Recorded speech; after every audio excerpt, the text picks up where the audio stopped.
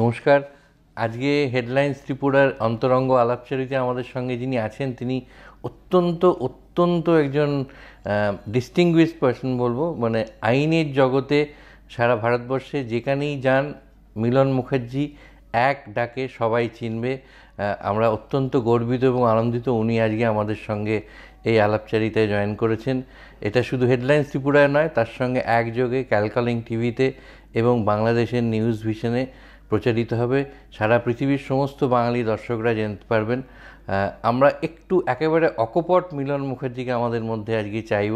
শুধু আইনের কচকুচি নয়, তার উত্থান, তার জার্নি সবটা নিয়েই এই আলোচনা কিন্তু চলতে থাকবে বেশ কয়েকটা পর্ব জুড়ে। আমরা সরাসরি মিলনদার কাছে চলে যাব। প্রথমে তো অসংখ্য ধন্যবাদ আমাদের এই আমার প্লেজার, তুমি এসছো, আমার এটা প্লেজার। আমরা প্রথমে যেটা দিয়ে শুরু করব, এই যে মানে ছোট থেকেই আমরা উই গ্রো আপ হিয়ারিং যে বিচারের বাণী নীরবে নিভৃতে কাঁদে। তো আপনার এই যে এটা সুদীর্ঘ জীবন যাত্রাপথ আইনের, এইটার পরে আপনি এটাকে কিভাবে দেখেন? সত্যি কি বিচারের বাণী নীরবে নিভৃতে কাঁদে, না বিচার আজও পাওয়া যায়? পাওয়া যাওয়াটা এখন অনেক কমে গেছে। এখন বিচার ব্যবস্থাটা যতক্ষণ না পলিটিক্যাল ইনফ্লুয়েন্স থেকে বেরোচ্ছে, বিচার ব্যবস্থা ভেঙে পড়ছে। সুপ্রিম কোর্টে হোক, হাইকোর্টে হোক, যেখানটা হোক, আমরা কিন্তু মানুষের কষ্ট কিন্তু আমরা দূর করতে পারছি না। আমার কাছে সবচেয়ে দুঃখে লাগে যখন আমরা প্র্যাকটিস স্টার্ট করি, আমি ওয়াজ লেট প্র্যাকটিসে স্টার্ট করি, কিন্তু তখন আমি দেখতাম যারা জজেরা ছিল তাদের একটা লোকেদের কষ্টটা বুঝতো, রিলিফ দেওয়ার চেষ্টা করত। এখন জজেদের একটা হচ্ছে যে ও বাবা, যদি কিছু দিই লোকেরা কি বলবে, পার্টি কি বলবে, বাবা তার থেকে ইজি পলিসি নাও, রিজেক্ট করে দাও, কেউ কিছু বলবে না। এই যে একটা সাহস, আমরা আগেকার দেখতাম যে কোনো মামলা অ্যাটলিস্ট কোর্টেরা শুনতো মামলাটা। এখন কি হচ্ছে, মামলার পাহাড় জমছে। যখনই কোর্টে তুমি মেনশন করবে তো কোর্ট বলবে দেখতে পাচ্ছেন না আমার লিস্টে কত মামলা আছে, অলরেডি জমা পড়ে গেছে। এই জজ সাহেবরা ভুলে যাচ্ছে যে যে লোকটা কোর্টে এসছে তার কিন্তু একটাই মামলা, তার কিন্তু ওই 200 হোক 2000 হোক তার জন্য ওর দায়ী নয়, এটা দায়ী সিস্টেমটা। আর এই যে বলে না জজ দিলেই চলবে আর তারিখ পর তারিখ, এই জিনিসটা কিন্তু একটা মিসনমার। কারণ প্রথমে হচ্ছে জজেদের অ্যাটিটিউড হচ্ছে কি করে করব না। আমার দাদা 1977-এ জজ হয় হাইকোর্টে, তখন তার মাইনে ছিল 3500 টাকা। যে জজ যখন হলেন তিনি দিনের 3500 টাকা রোজগার করতেন। কিন্তু এই যে একটা মানে লোকেদের সেবা করব, এই যে অ্যাটিটিউডটা, সেটা তখন ছিল জজেদের। আপনি চিন্তা করুন, বড় বড় উকিল চিত্ততোষ মুখার্জি, এরা তো আরো কম মাইনেতে জয়েন করেছিল। এদের প্র্যাকটিস মুঠে করে মামলা আসতো কোর্টে, সব ছেড়ে দিয়ে মানুষকে করবে। আর এখন হচ্ছে ঠিক উল্টোটা, যাদের নেই কোনো গতি সে হচ্ছে জজ। কেন আমাকে একটা আমার মক্কেল খুব ভালো বলেছিলেন যে স্যার আপনি আমাকে কিন্তু ক্লাস 4 এমপ্লয়িতে চাকরি করে দিতে পারবেন না, কিন্তু আপনাকে আমি জজ করে দিতে পারবো। এরপর থেকে মানে আপনি আজকে যদি দেখে, তোমরা যদি দেখো, তোমরা দেখবে যে জজের রোল যেটা যত বেনিফিট পাচ্ছে, যত তাদের পার্কস বেড়েছে, সব বেড়েছে, কিন্তু কোর্টে তত তাদের নেগেটিভ অ্যাসপেক্ট হয়েছে। আমি বলছি না যে সব কিছু তোমাকে দিতে হবে, বাট ব্যালেন্সটা হারিয়ে ফেলেছে ঋত্বিক। আমরা জানি না, আজকাল আমাদের কোনো চয়েস নেই বলে আমাকে এখনো প্র্যাকটিস করতে হচ্ছে, চয়েস নেই বলে। বাট আমাদের কোন দিন মক্কেলরা মারবে যে তোমরা এটা কি করছো, এই হচ্ছে বেসিক এখন পরিস্থিতি। এইটা থেকে পরিত্রাণের বা বেরিয়ে আসার উপায়টা কি? মানে আপনার এই আমাদের সবাইকার মেন্টালিটি ঠিক না করলে। আজকে কি হচ্ছে, আমি একটা ছোট ইনস্টেন্স দিই। আজকে একটা ধরো একটা মক্কেল আমার কাছে এলো, মক্কেল এসে ঢুকলো চেম্বারে, ঢুকে বলল স্যার আমার অ্যাপিলটা কি হলো। তো আমি আমার ক্লার্ককে ডাকলাম, ডেকে বললাম যে এক কাজ করো, ওকে নম্বরটা দিয়ে দাও, ওকে বলছি মামলাটা তুলে দিতে। কি বললো জানো, স্যার আমি সাজা খেটে চলে এসেছি, 7 বছর সাজা ছিল, মামলা তুলতেই পারলাম না।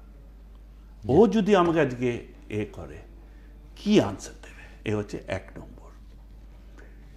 এই যে আউটলুকটা আজকে যেমন বেল আমাদের আগে ছিল যে bail is the rule, rejection is the exception, এখন ঠিক অপোজিট হয়ে গেছে। তাতে কি হচ্ছে, এই যে ট্রায়াল হতে হতে যখন 7-8 বছর পর খালাস পাচ্ছে, আমরা কি 8 বছর ফেরত দিতে পারবো? ওই লোকটাকে থেকে ওই বছরগুলো চলে গেল। এই একটা জিনিস এখনো কেউ বোঝে না। সেকেন্ড হচ্ছে এই যে কয়েকটা জিনিস আমি তোকে বলি, এই যে ক্রিয়েশন অফ চিট ফান্ড, এই যে ক্রিয়েশন অফ চিট ফান্ড 2 রকমের আছে। মানুষ যদি দেখে যে তাদের টাকা আমরা যদি গভর্নমেন্টে ইনভেস্ট করি তাদের কোনো সংসার চলবে না, তার জন্য চিট ফান্ডগুলো এত ইরাপ্ট করে, এত বেশি হয়। এখন চিট ফান্ডে কি হচ্ছে, বেল যদি চাইতে যাও, একটা লোক সুদীপ্ত সেন ধরুন 2013 থেকে ভেতরে আছে, তার 8 বছর হয়ে গেল, তার একটা কেসে সাজা হচ্ছে 7 বছর, সে কি করবে? 8 বছর অলরেডি হয়ে গেছে। এইবারে গৌতম কুণ্ডু, সে আমাকে পার্সোনালি বলেছে যে ত্রিপুরাতে আমার যা সম্পত্তি আছে সেই সম্পত্তি যদি আমাকে অ্যালাউ করতে দেয় বিক্রি করতে, আমি কিন্তু সবাইকে শোধ করে দেবো। তো এই যে একটা প্র্যাগমেটিক, আজকে আমি ডিপোজিটরদের জন্য যদি আমি মনে করি যে হ্যাঁ ওদের আমি টাকা ফেরত দেবো, আমি ওকে টাকা ফেরত দেবো, কি করতে হয়? আমি যেটা কোর্টকে বলি, হয় না, কেউ শোনেও না, আজকাল সবাই নিজের ইগোতে থাকে, যে একটা কোর্টে যে লোকটা ভেতরে আছে সে জানে তার সম্পত্তি কোথায় আছে, সে জানে আমি এই টাকা দিয়ে কি করেছি। সাজেশন আমাদের ছিল যে তুমি এক কাজ করো, তুমি ওকে 2 মাসের জন্য ইন্টারিম বেল দাও, দিয়ে বলো তোমার যেখানটায় সম্পত্তি আছে সেই সম্পত্তি থেকে তুমি টাকা বার করার চেষ্টা করো, আর নাহলে যে না ভেতরে থাকো, যা হবে। কোয়েশ্চেনটা কি হচ্ছে, এই যে ব্যাপারটার মধ্যে সবচেয়ে স্যাক্রিফাইসড হচ্ছে যারা স্যাক্রিফাইস করেছিল ইনভেস্ট করে, তাদের ফ্যামিলি লাইফ সব শেষ হয়ে যাচ্ছে, ইজ দ্য পুয়ার ডিপোজিটার্স। আমরা কিন্তু ডিপোজিটরটার দিকে কোনো দেখছি না। এই যে জুডিশিয়াল সিস্টেমটা যেটা তৈরি হচ্ছে, আগে জজেদের যদি আমরা একটা কোনো কথা বলতাম, জজ কিচ্ছু কাগজ দেখত না, পুরোটা ট্রাস্টে হতো। এখন ঠিক উল্টোটা হয়েছে, মানে বেশি ঘেরাটোপ এসে গেছে। এই জন্য ঋত্বিক আমাদের কি জানো তো, একটা ব্যালেন্স প্র্যাগম্যাটিক ভিউ আজকাল কেউ নিতে চায় না। ফার্স্ট হচ্ছে, আর যদি লোয়ার কোর্টে বলো ডিস্ট্রিক্ট জাজ কি বলবে ম্যাজিস্ট্রেটের কাছে, ডিস্ট্রিক্ট জাজ যদি কোনো অর্ডার দেয় হাইকোর্ট কি বলবে, আর হাইকোর্ট যদি কিছু দেয় সুপ্রিম কোর্ট কি বলবে। এইটাও তো আজকাল খুব দেখা যাচ্ছে যে মানে লোয়ার কোর্ট যেটা দিচ্ছে আপার কোর্টে গিয়ে পুরো তার রিভার্স হয়ে যাচ্ছে। হচ্ছে কি করবে এটা কি, মানে ইভেনচুয়ালি কি তাহলে আমি তোমাকে একটা ছোট্ট ইনস্টেন্স দিই, এই যে কথাটা তুমি বললে, হঠাৎ সুপ্রিম কোর্টে মুডে এলো যে এমপি এমএলএ কেস আলাদা কোর্টে হবে, ঠিক আছে, তাড়াতাড়ি করার জন্য। 4 বছর হলো,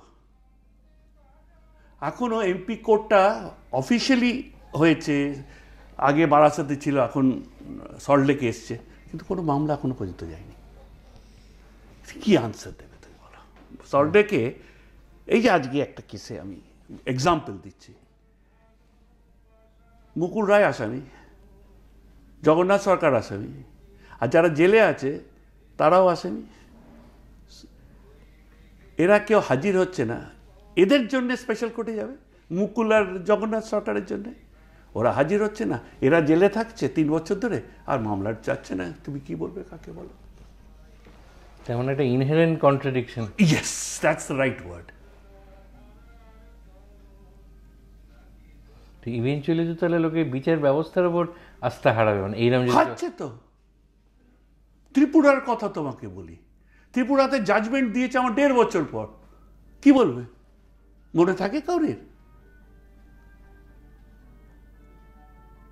এটা যে সবসময় গুরুত্বপূর্ণ বলে 3 বছর না, অনেক কম গুরুত্বপূর্ণ ওইভাবে ড্র্যাগ হয়ে গেছে। কি বলবে তুমি মক্কেলদের? ওরা তো বিচারের জন্য আসছে আমাদের কাছে না। আর একটা যে জুরিসপ্রুডেন্সের খুব ফান্ডামেন্টাল বলা হয় যে একজন দোষী যদি সাজা নাও পায় সেটা ঠিক আছে, কিন্তু নির্দোষ যেন সাজা না পায়। কিন্তু অনেক ক্ষেত্রেই দেখা যাচ্ছে অনেক নির্দোষ। না না, নির্দোষ ধরো, আমি বলছি তোমাকে, এই যে তোমাকে আমি বলছি, আজকে কনভিকশন হতে হতে এই চিট ফান্ডগুলোতে লাগবে 10 থেকে 12 বছর। তখন যদি অ্যাকুইটাল হয়ে যায়, এই 12 বছর জেলে কি করবে তুমি বলো? কি মানে হোয়াট আর ইউ ডুইং? আগেকার নিয়মের একটা 1935 একটা জাজমেন্ট ছিল, খুব interesting judgement. Right to defence, মানে defend an accused, emanates from the papers which are given by the prosecution. যে আমি ডিফেন্ড করবো, তো ট্রায়ালের সময় যদি জেলে থাকলাম তাহলে আমাকে, আমার কোনো উকিলকে ওরা কি করে হেল্প করবে? কেন স্টোরি তো আমি জানি না, আমি তো খালি ওদের পেপার তৈরি করছি। গভর্নমেন্ট যে পেপার দিচ্ছে, পুলিশ যে পেপার দিচ্ছে, সেই পেপারগুলো থেকে আমাকে তৈরি করতে হচ্ছে। কিন্তু আমি গিয়ে যে ও যদি বেলে থাকতো তাহলে আমি যে ওর ডিফেন্সটা ভালো তৈরি করব, জিরো। খুব ঋত্বিক আমাদের। ম্যাক্সিমাম কতদিন বেল রিজেক্ট করা যাবে তারও তো একটা টাইম থাকে। তুমি এনডিপিএস কেসগুলোতে কোনো বেল দেয় না, একটা সেকশন আছে 37 বলে, সব কটাতে যে এই তো কালকেই 8-10 বছরের মধ্যে 8.5 বছর খেটে দিয়েছে। ও বেল চাইতে এসছে, ট্রায়াল হয়নি এখনো, কি বলবে বলো? কিছু বলার নেই। আর একটাও খুব অদ্ভুত দেখা যায়, তুমি একটা ওই বড় কেসটা টেলিকম স্ক্যাম, ওরা অতদিন জেলে থাকার পর খালাস হলো, কি বলবে?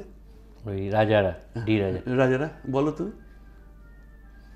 তার জন্য সরকার বদলে যায়, সব জেল কেটে নেয়, সব কি বলবে? আনসার দেবে কি?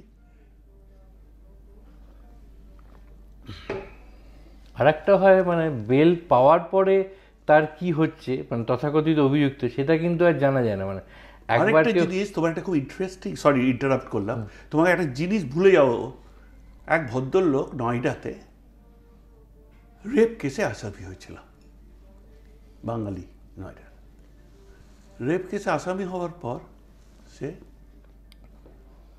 সাজা খেল ডিস্ট্রিক্ট কোর্টে, হাইকোর্ট ওকে খালাস দিল, গভর্নমেন্ট সুপ্রিম কোর্ট গেল, সুপ্রিম কোর্ট খালাসটা রেখে দিল। এই যে পিরিয়ডের মধ্যে 10 বছরের মধ্যে জেলে, এটা সব জেলে থেকে হচ্ছে। এটা সে যখন বেরিয়ে বাড়ি গেল তখন এভরিবডি হ্যাজ ডিজার্টেড হিম, কেউ নেই ওর সাথে, তার বউ বাচ্চা কেউ চেনে না, কেন স্টিগমাটা লেগে গেছে, স্টিগমা থেকে গেল। তো ও একটা জিনিস খুব বোল্ডলি করেছে, ও একটা কম্পেনসেশনের মামলা করেছে সুপ্রিম কোর্টে ডাইরেক্টলি, যে গিভ মি অ্যান আনসার, যে আমরা what wrong did I commit. সেইটারও তো আবার হিয়ারিং চলতেই থাকে। আগ্রহ সোসাইটি, সেই তো বলছি যে একটা বড় বড় কথা চিফ জাস্টিস আমাদের ইন্ডিয়ার বলছে, কি মানে প্র্যাকটিক্যাল কি? Let us not be empty vessel sounding much. Chief জাস্টিসরা, আমি মনে করি supreme court is only for Delhi. Pollution কোনোদিন ওয়েস্ট বেঙ্গল কিংবা কোথাও নিয়ে চিন্তা করেছে? Pollution within Bengal is the same as Delhi, খালি দিল্লি নিয়ে যেহেতু ওরা থাকে বলে ওখানটায় নিয়ে ওরা বিজি। তার মানে একটা যে শোনা যায় যে অনেক সময় জাজরাই বলেন যে প্রভাবশালী তত্ত্ব একটা খাড়া করা হয় সেটা অভিযুক্তদের পার্সপেক্টিভ থেকে, কিন্তু অনেক ক্ষেত্রেই তো জাজরাও কে প্রভাবশালী, কোথা থেকে প্রভাব আসছে তার দ্বারা না। তো বলছি, তাই জন্য তো বলছি, এই যে জুডিশিয়ারি, আগে আমরা চিন্তাই করতে পারতাম না যে কেউ টেন্ট করবে সুপ্রিম কোর্টকে। এখন everybody everyday is criticising them, তাই না? ইউ জাস্ট থিঙ্ক, জাজেরাই জাজেদের ক্রিটিসাইজ করে। আজকে ইউসি রঞ্জন গগৈ, এর থেকে বেটার কি এক্সাম্পল থাকতে পারে? তারাই আবার রঞ্জন গগৈ গভর্নমেন্ট এগেন্সটে গেল, সেই চিফ জাস্টিস হয়ে গেল, তারপরে অযোধ্যা জাজমেন্ট দিয়ে দিল। আমি বলছি না রং রাইট, আমি বুঝি না, বাট আমার বলতে হবে হিপোক্রেসিটা বন্ধ করতে হবে। স্বামী বিবেকানন্দ একটা কথা আছে, the world would have been a lousy place but for hypocrites. Swamiji বলে গেছে ওইটা, ওনার থেকে তো বেটার কেউ বলবেন না। কি বলবে এটা নিয়ে বলো? এবার একটু আপনার নিজের জার্নির কথায় আসি। আপনি যেভাবে মানে একটা স্পেকটাকুলার বললেও কম বলা হয় যে রাইজটা আপনার হয়েছে যেখান থেকে এসে। ভাই আমি 8 ফেব্রুয়ারি 1954 আসানসোলে জন্মাই। আমি বাড়ির ইয়াংগেস্ট অফ 12। আমরা আসানসোলে সেন্ট প্যাট্রিক্স স্কুল বলে ছিল, তার আগে এক ক্লাস 1-এ লরেটো কনভেন্ট, পাশাপাশি সেন্ট প্যাট্রিক্স। 1969-এ সিনিয়র কেমব্রিজ পাস করি। সিনিয়র কেমব্রিজ পাস করার পর আমি কলকাতায় শিফট করি। কলকাতায় শিফট করে এতে সেন্ট জেভিয়ার্সে বিএ ইকোনমিক্স অনার্স নিয়ে। তারপরে আমার লাইফের টার্নটা এলো ইন দ্য সেন্স যে 72-তে পার্ট 1 পরীক্ষা ইকোনমিক্স অনার্স নিয়ে দিতে গেলাম প্রেসিডেন্সি কলেজে। তখন নকশাল হচ্ছে অ্যাট ইটস হাইট, পুরো ভাঙচুর করে দিল। পরীক্ষাটা আমার ডিস্টার্ব হয়ে গেল। 1973-তে সেই পরীক্ষাটা আবার দিতে গেলাম সাউথ সিটিতে, আবার ডিস্টার্ব হয়ে গেল। 73-তে অন্য যেগুলো দিলাম, 73-তে আমি কিন্তু পার্ট 1 পাস না করে পার্ট 2 দিলাম। আচ্ছা, ঠিক আছে। পার্ট 1 পার্ট 2 রেজাল্ট বেরোলো জানুয়ারি 1975। ততক্ষণ আমার পার্ট 1 ক্লিয়ার হয়নি, কিন্তু part 2। In the meantime I was only a school certificate senior Cambridge. এইবারে একটু আধটু ফুটবল খেলতে পারতাম। তো একটা পাবলিক হেলথ ইঞ্জিনিয়ারিং ডিরেক্টরেট বলে একটা অর্গানাইজেশন আছে ওয়ান্ডা ওয়েস্ট বেঙ্গলে। ওখানটায় 3টে ইঞ্জিনিয়ার মারা গেছিল, ডিএনএস বলে 3জন, দিলীপ, নিতাই, সুরজিৎ। মারা যাওয়াতে এরা তখন টুর্নামেন্ট করলো আর কিছু ফুটবলার্সদের নিল। তো আমি 9th of September 1974 master role government of West বেঙ্গলে অ্যাজ আ চেইনম্যান জয়েন করলাম। আমার স্যালারি 5 টাকা পার ডে। পিএইচডি পেয়েছি মানে ওয়ার্ক চার্জ, মানে ওয়ার্কের এগেনস্টে, নট রেগুলার।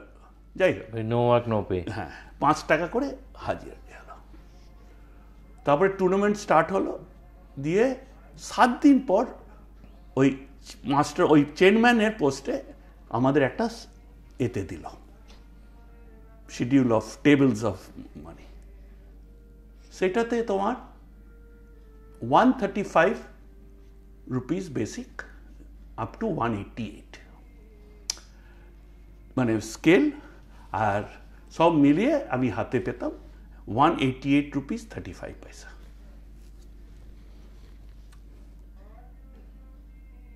আইডেন্টিটা হলো এই পয়সাতে আমি প্রেম করে বসলাম। তখন কি আপনার দাদারা এস্টাবলিশড? সবাই এস্টাবলিশড, আমরা সবাই এস্টাবলিশড। দাদা তখন হাইকোর্টের 77-এ জজ হয়েছে, শেষদা তখন ডাইরেক্টর, ভিলাইজ, সবাই এস্টাবলিশমেন্ট এক্সেপ্টিং মি। আর আমার বাবা was one of the biggest lawyers of Bardhaman district. তাও বাবার একটা এ ছিল, তুমি নিজেকে করতে হবে কিছু। আই কুড হ্যাভ অ্যাফোর্ডেড বসে থেকে, বাট আমি এই জেদটাও চাপলো। তারপরে বিয়েটা যখন করলাম 1977-এ, তখন আমি গ্র্যাজুয়েটও হয়নি, কিছুই হয়নি। বিয়েটা করতে আমার যা হয়, মেয়ের বাড়ি এই মাইন্ডেতে তোর চলবে কি করে, যাই হোক, কিন্তু আমার ওয়াইফের ফেথ ছিল আমার ওপরে। তখন আমার স্যালারি বিয়ের ঠিক 1 মাস পর হয়ে গেল 230 টাকা 70 পয়সা। তার মধ্যে 16 টাকা 70 পয়সা হচ্ছে তোমার মেডিকেল অ্যালায়েন্স। যাই হোক, এইটা হওয়ার পর আমার গ্র্যাজুয়েটও তখন হয়নি। 77-এ আমি আবার পার্ট 1, যেটা 73-তে ডিস্টার্ব ছিল, সেটা স্পেশাল নোটিফিকেশন করে আমি পরীক্ষায় বসলাম।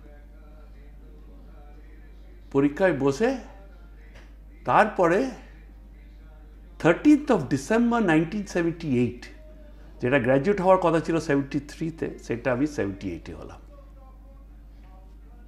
ততদিন ছোটদা জুন 77-এ জজ হয়ে গিয়ে he shifted base to Ironside road government কোয়ার্টার্সে। আমি তখন আমাদের বাড়ি, পৈতৃক বাড়ি ছিল বালিগঞ্জ প্লেসে, সেই বাড়িতে ওয়াইফ আর আমি স্টার্ট করলাম লাইফ। আমরা ছেলে পিলে ফটো করতে পারতাম না, so we were on a. Ultimately 1983-তে আমি ল পাস করলাম। ততদিন আমি 9 বছর 74 থেকে 83 অবধি আমি পাবলিক হেলথে চাকরি করি, আর কলকাতায় ট্রান্সফার নিয়ে ওই পোস্টেই ছিলাম। তখন হয়ে গেছিল আমাদের পোস্টটা ওয়ার্ক অ্যাসিস্ট্যান্ট বলে। এইবারে এই যে লতে গেলেন, ওই একটা প্রবণতা ছিলই আগে থেকে ল নিয়ে। দেখো, প্রবণতা ছিল কিনা জানি না, but I was never a good student to understand যে অন্য কিছু করতে পারবো কিনা।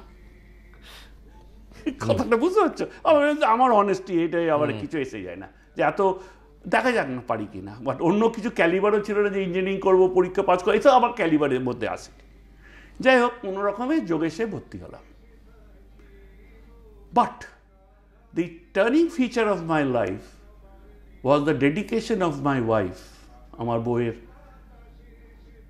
সে যা স্যাক্রিফাইস করেছে তার জন্যে আজকে যা হয়েছি বাবা মার আশীর্বাদ ছাড়া হতে পারতাম না। What ever little I have made in life, ওয়াইফের I was born in a rich family, but I was never made to understand. কলকাতায় যখন এলাম তখন তো আমার মাইনে 300 টাকা 70 পয়সা হয়েছে।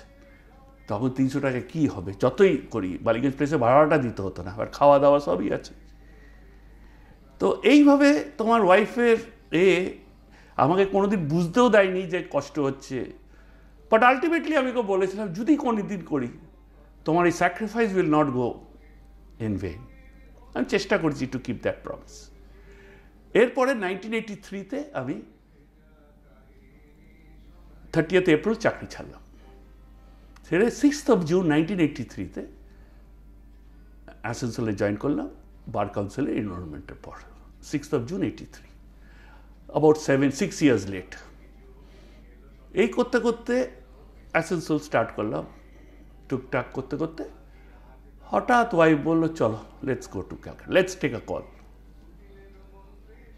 তো আমরা শিফট করলাম to a place which is এই ধরো এটা টোটাল স্পেসটা এই পূর্বাচলে ক্লাস্টার 8-এ একটা ফ্ল্যাটে, 750 টাকা ভাড়া, সেটাও দিতে পারতাম না। যাই হোক, কোনো রকমে ধার করে করে ওটা চললো। দিয়ে যা হয়, স্টার একটু তো খোলে। মোহিত সেনগুপ্ত বলে একটা ছেলে আছে। মোহিত সেনগুপ্ত এই লাস্ট অবধি, এই বছর আগে 3 বার এমএলএ ছিল রায়গঞ্জ থেকে। ওর একটা ক্লাব আছে বিদ্রোহী ক্লাব বলে, তাদের একটা মার্ডার কেস। ওর ফার্স্ট এলো আমার কাছে, তখন আমি ওই পূর্বাচলে আছি, 1,000 টাকা ফিস। ও এলো, এসে বলল, দাদা এটা করতে হবে। তখন আমার টেবিলও নেই, কিছুই নেই। তখন একটা সিনিয়রকে জিজ্ঞেস করলাম যে কি এখানটা না কিনলে? বললো, হ্যাঁ, তুমি রাফি আহমেদ কিদওয়াই রোডে একটা ফার্নিশিং লজ বলে একটা দোকান আছে, সেখানটায় তোমার টেবিল, চেয়ার, খাট সব ভাড়া পায়। সেই ভাড়া করলাম ফার্স্ট, নাহলে মাটিতে শুতাম। আর ততদিন আমার ছেলেও এসে গেছে, ও 82 ডিসেম্বরে হয়েছে। যাই হোক, ওইটা করার পর, ওইটা হওয়ার পর মানে ভাবি, god is bin so kind. এরপরে কি হলো, একদিন ওয়াইফ আমাকে বলল, ওয়াইফ রান্না করতো, সবই করতো, তখন গ্যাসও নেই, পয়সাও নেই,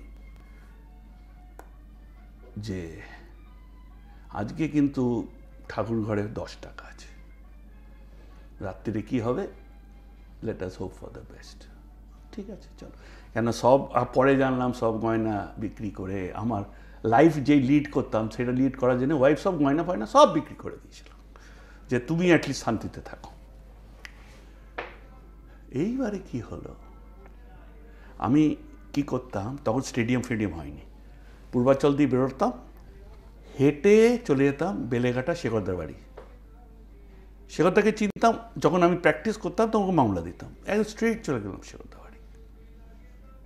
শেখরদার বাড়ি গিয়ে, শেখরদার একটা অস্টিন ছিল, যদি ভাগ্যক্রমে আমি জায়গা পেতাম হতাম, তাহলে বাসে করে চলে যেতাম। এইটা করার পর যদি বেরোচ্ছি, তখন মানে একটা ক্লিক করে না কিছু, গড কাইন্ড। দরজাটা খুলেছি, দেখি একটা লোক দাঁড়িয়ে। তো আমি বললাম, তুমি এখানে কেন? আসানসোলে 84-তে ওর একটা মামলা করে দিয়েছিলাম, তখন ফিজটা দেয়নি। সে খুঁজে বার করে 400 টাকা দিলাম ওকে। বাবা, বুঝলে, দিয়ে দাদা আপনার ফিজটা, আমি কাঁদবো না কি করবো, ওয়াইফকে বললাম দেখো আজকে God has been kind, that was a 400 rupees, আর ওই মোহিতের 1000 টাকা। বুঝলে, দিস ইজ হাউ। তারপরে ওই ভাড়া করলাম ফার্নিশিং লজ। এই করতে করতে আমার দাদার শালা ছিল তখন একটা পাওয়ারফুল মিনিস্টার, ওকে খালি আমি বললাম তোমার কোটাটা যেটা আছে একটু গ্যাসটা, তখন তো গ্যাসে কোটাতে হতো, হ্যাঁ, গ্যাস ফোন সবই। হ্যাঁ, ওর দুটো, ও রঙ্গারাজন কুমার মঙ্গলম, ওকে বললাম ও দুটোই স্যাংশন করে দিল ওর কোটা থেকে, gas and as well as telephone connection. ওইভাবে গ্যাসের ফোন এলো। ওইভাবে গ্যাসটা এলাম। এবারে আস্তে আস্তে ওখানটায় ওই বাড়িটার ল্যান্ডলর্ড অশান্তি আরম্ভ করলো। পূর্বাচলেই তখন এতে আরেকটা ফ্ল্যাট নিলাম এটা ছেড়ে। এইবারে একটা কিছু আস্তে আস্তে উঠছে, প্র্যাকটিসটা একটু একটু করে উঠছে। এইবারে কি হলো, তোমার একদিন আমি দিল্লি মামলা করতে গেছি, শাস্ত্রী ভবনে তখন রাঙ্গা বসত। তো রাঙ্গাকে বললাম, রাঙ্গা তুমি গ্যাস করে দিলে, সল্টলেকে কিন্তু জমি আছে, তুমি জমিটা যদি করে দাও। বলে কে দেবে? বলছে সিএম দেবে। আর জ্যোতিবাবু রাঙ্গার বাবার সাথে সব একসাথে সিপিআই করত আন্ডারগ্রাউন্ডে। ভদ্রলোকের নাম ছিল মোহন কুমার, আর ওর বউ ছিল বাঙালি কল্যাণী কুমার, অজয় মুখার্জি ভাইজি মিনিস্টার, যে চিফ মিনিস্টার ছিল। এমনই স্টার হলো, আমি ওখানে বসে আছি, ও এখানে বসে আছে শাস্ত্রী ভবনে। জ্যোতিবাবুর একটা খাস লোক ছিল, আমি জানি তুমি নিশ্চয়ই জানবে, নাম হলো দেবু ভট্টাচার্য। দেবুদা তখন ফোন করলো রাঙ্গাকে, কিছু জ্যোতিবাবুর কিছু দরকার ছিল। মালাদির বাবা দেবু।